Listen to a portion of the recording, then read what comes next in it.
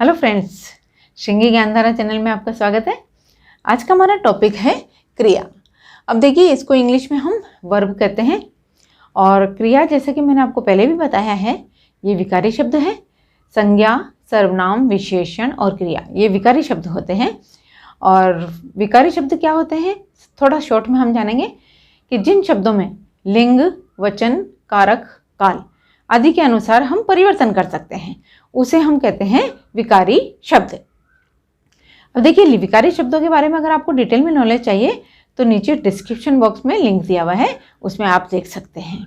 तो चलिए आइए देखते हैं कि क्रिया किसे कहते हैं। जिस शब्द से किसी कार्य के करने या होने का पता चले उसे हम क्रिया कहते हैं। क्रिया का मतलब क्या कि हम जो भी काम करते हैं वो क्रिया कहलाती है।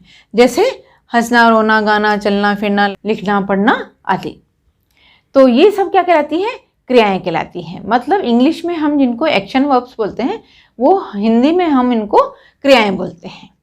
तो आइए देखते हैं क्रिया के भेद कितने हैं। 5 प्रकार हैं, जो कि हमने मुख्य 5 प्रकार पढ़ेंगे हम यहाँ पर पहले। तो उसमें से हमने पहले पढ़े हैं, पहले वीडियो में भी हमने पढ़े हैं। तो आज हम पढ़ेंगे चौथा प्रकार, जो है हमारा सहायक क्रिया। अब देखिए, आज के इस वीडियो में हम पहले मैं आपको परिभाषा बताऊंगी, उसके बाद में हम थोड़े से एग्जाम्पल्स लेंगे और उसके बाद में मैं आपको छोटी छोटी टिप्स दूंगी ताकि आपको सहायक क्रिया को पहचानने में आसानी हो जाए। तो चलिए आइए शुरू करते हैं। आज का हमारा टॉपिक है सहायक क्रिया। अब देखिए, इसको इंग्लिश में एक्सिलरी या हेल्पिंग वर्ब कहते हैं। अब देखिए, सहायक क्रिया किसे कहते हैं। जब वाक्य में आई हुई मुख्य क्रिया अपना अर्थ पूर्ण रूप से स्पष्ट नहीं कर पाती है, तो जो क्रिया मुख्य क्रिया के बाद आकर के वाक्य के अर्थ को पूर्ण रूप से स्पष्ट करने में सहायता करे, उसे हम कहते हैं सहायक क्रिया। जैसा कि इसके नाम से हमको पता चल रहा है, सहायक क्रिया मतलब सहायता करने वाली क्रिया।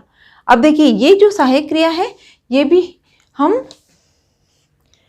प्रयोग या संरचना के आधार पे होती है। ये भी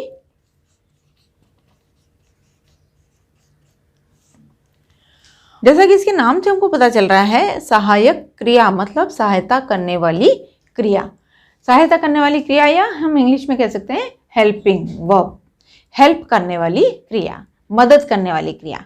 मतलब जब मुख्य क्रिया जो होती है वो अपना अर्थ पूर्ण रूप से स्पष्ट नहीं कर पाती है, जिन क्रियाओं का प्रयोग मुख्य क्रिया की सहायता करने के लिए किया जाता है और उससे मुख्य क्रिया का अर्थ पूर्ण रूप से स्पष्ट हो जाता है, तो उसे हम कहते हैं सहायक क्रिया। अब देखिए, मुख्य क्रिया के साथ में सहायक क्रिया का प्रयोग होता है, परंतु सहायक क्रिया का प्रयोग स्वतंत्र रूप से नहीं होता है। अकेला सहायक क्रिया का प्रयोग नहीं हो सकता है। अगर हम सहायक क्रिया का प्रयोग अकेला करेंगे तो वो मुख्य क्रिया का वाक्य बन जाएगा। इसलिए जब भी कभी हम सहायक क्रिया के वाक्य बनाएंगे तो उसमें मुख्य क्रिया पहले होना जरूरी है, मुख्य क्रिया के बाद में उसकी सहायता करने वाली क्रिया होनी चाहिए, तो वो कहलाएगी सहायक क्रिया। तो अब देखिए, एग्जाम्पल से हम देखेंगे, राम खाना खाता रहा। तो अब इस वाक्य में देखिए, खाना खाने का काम तो है मुख्य काम तो खाना खाने का हो रहा है, परंतु ये क्रिया अपना अर्थ पूर्ण रूप से स्पष्ट नहीं कर पा रही है, तो हमने इसकी सहायता करने वाली क्रिया को यहाँ पर लगाया रहा, रहना। इससे वाक्य का अर्थ पूर्ण रूप से स्पष्ट हो गया, तो ये कहलाएगी हमारी रहना। ये हो गई हमारी सहायक क्रिया। अब नेक्स्ट, सोहन को पुस्तक पढ़ना चाहिए। अब देखिए, यहाँ पर मुख्य काम क्या हो रहा है, पढ़ने का, परंतु इसकी सहायता करने वाली क्रिया कौन सी है, चाहिए। तो चाहिए क्रिया जो है, इसका मूल रूप है चाहना, और ये जो चाहना क्रिया है ये कहलाएगी सहायक क्रिया।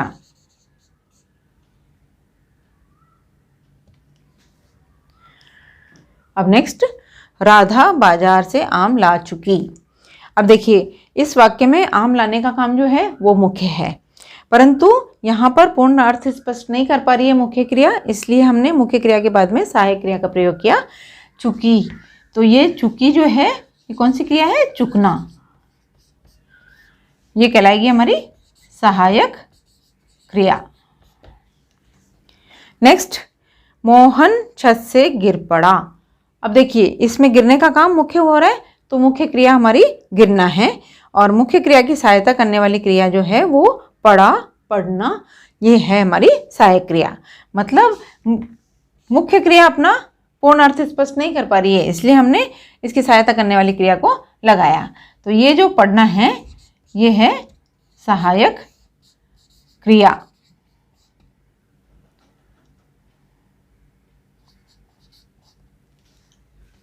तो फ्रेंड्स अब हम थोड़े से एग्जाम्पल्स और लेते हैं ताकि आपको अच्छे से समझ में आ जाएंगे सहायक क्रिया क्या होती है। जैसे मोहन देर रात तक पढ़ता रहा। अब देखिए इसमें मुख्य काम क्या हो रहा है, पढ़ने का काम हो रहा है, तो मुख्य क्रिया तो है इसमें पढ़ना, परंतु इस पढ़ना क्रिया की सहायता कौन सी क्रिया कर रही है, रहा। तो ये जो रहा क्रिया है, रहा मतलब क्या होता है, रहना, रहना, ये इसकी सहायक क्रिया है, मतलब ये इसकी सहायता कर रही है। ये जो मुख्य क्रिया है ये पूर्ण रूप से अपना अर्थ स्पष्ट नहीं कर पाई, इसलिए इस क्रिया के साथ में सहायक क्रिया का प्रयोग करना पड़ा। फिर नेक्स्ट, तुम पढ़ाई किया करो। अब देखिए ये जो वाक्य है, इस वाक्य में पढ़ाई करने का काम जो है वो मुख्य है, परंतु किया लिखा है मुख्य क्रिया, परंतु इस मुख्य क्रिया का अर्थ स्पष्ट पूर्ण रूप से नहीं हो रहा है। तो अब हम क्या करेंगे, तो हमने क्या किया, इसकी सहायता करने वाली क्रिया को हमने यहाँ पर लिखा, तो ये क्रिया हो गई हमारी सहायता करने वाली, करो, करना इसका ये मूल रूप है, और ये हो गई हमारी सहायक क्रिया। यहाँ मैं शॉर्ट में लिख रही हूँ। नेक्स्ट, सोहन ने पूरा पाठ पढ़ डाला। अब देखिए सोहन ने पूरा पाठ पढ़ डाला मतलब पढ़ने का काम जो है वो मुख्य है, परंतु ये क्रिया, ये जो मुख्य क्रिया है अपना अर्थ पूर्ण रूप से स्पष्ट नहीं कर पा रही है, इसलिए हमने इसके साथ में सहायक क्रिया का प्रयोग किया। तो इसमें जो क्रिया है वो कौन सी है, डालना, मूल रूप इसका है डालना। ये हो गई हमारी सहायक क्रिया, क्योंकि ये सहायता करने का काम कर रही है। नेक्स्ट, पिताजी घोड़े से गिर पड़े। तो अभी ये देखिए इस वाक्य में गिरना जो क्रिया है वो मुख्य क्रिया है, परंतु ये क्रिया अपना अर्थ स्पष्ट नहीं कर पा रही है, इसलिए हमने इस सहायता करने वाली क्रिया का प्रयोग किया है। तो ये जो क्रिया है पढ़े, इसका मतलब है पढ़ना। ये हो गई हमारी सहायक क्रिया। नेक्स्ट, मैं लिखाई का काम पूरा कर सका। अब देखिए ये लिखाई का काम पूरा करने का काम जो है वो मुख्य क्रिया है, परंतु सका जो है वो इसकी सहायक क्रिया है। तो ये जो सका है इसका मूल रूप क्या हो जाएगा, सकना, और ये इसकी सहायक क्रिया हो गई, ये सहायक क्रिया कहलाएगी। नेक्स्ट, सुरेश आज अध्यापक से मार खा बैठा। अब देखिए मार खाने का काम जो है वो तो मुख्य है, परंतु इस क्रिया की सहायता करने वाली क्रिया कौन सी है, बैठना। तो ये जो बैठना क्रिया है वो कहलाएगी सहायक क्रिया। नेक्स्ट, रमेश थोड़ी देर ही आराम कर पाया। तो आराम करने का काम जो है वो तो इसमें मुख्य है, परंतु ये अपना अर्थ स्पष्ट नहीं कर पा रही है, इसलिए हमने सहायक क्रिया का प्रयोग किया। तो ये जो पाया है इसका मतलब होता है पाना। ये हो गई हमारी सहायक क्रिया। नौकर बाजार से सब्जी खरीद लाया। अब देखिए सब्जी खरीदने का काम मुख्य है, परंतु ये क्रिया जो है अपना अर्थ पूर्ण रूप से स्पष्ट नहीं कर पा रही है, इसलिए हमने लाने की क्रिया जो है, लाया, लाना, तो लाने की क्रिया जो है उसका प्रयोग भी हमने इसके साथ में किया है। तो ये इसकी सहायता करने वाली क्रिया है, इसलिए इसे हम कहेंगे सहायक क्रिया। नेक्स्ट, रमेश स्नान कर चुका। अब देखिए स्नान करने का काम जो है वो तो मुख्य है, परंतु इस क्रिया की सहायता करने वाली क्रिया ये चुका, चुकना, तो ये अपना अर्थ स्पष्ट नहीं कर पा रही है। करना क्रिया जो है वो अपना अर्थ स्पष्ट नहीं कर पा रही है पूर्ण रूप से, इसलिए हमने इसको सहायक क्रिया का प्रयोग भी किया है। तो इसकी क्रिया का मूल रूप क्या हो जाएगा, चुकना। ये कहलाएगी हमारी सहायक क्रिया। नेक्स्ट, शोरगुल सुनकर अध्यापक जी कक्षा में आ पहुंचे। तो कक्षा में आने का काम जो है वो तो मुख्य है, परंतु ये क्रिया जो है अपना अर्थ पूर्ण रूप से स्पष्ट नहीं कर पा रही है, इसलिए हमने पहुंचना क्रिया जो है उसको सहायता करने के लिए रखा है। तो ये हो गई इसकी पहुंचना, ये तो हो गया इसका मूल रूप, और ये हो गई हमारी सहायक क्रिया। अब देखिए फ्रेंड्स, मैं आपको छोटी छोटी टिप्स देती हूँ, उससे आपको जल्दी समझ में आ जाएगा। सबसे पहली बात तो ये कि सहायक क्रिया जब भी पूछा जाए तो बहुत ज़्यादा दिमाग नहीं लगाना है। वाक्य के सबसे लास्ट में जो क्रिया रहेगी वो सहायक क्रिया कहलाएगी। सबसे बाद वाली, जहाँ हमारा वाक्य खत्म होता है, तो वो क्रिया सहायक क्रिया कहलाएगी। अब ये व्याकरण की दृष्टि से तो सही नहीं है, परंतु याद रखने के लिए बहुत अच्छा है।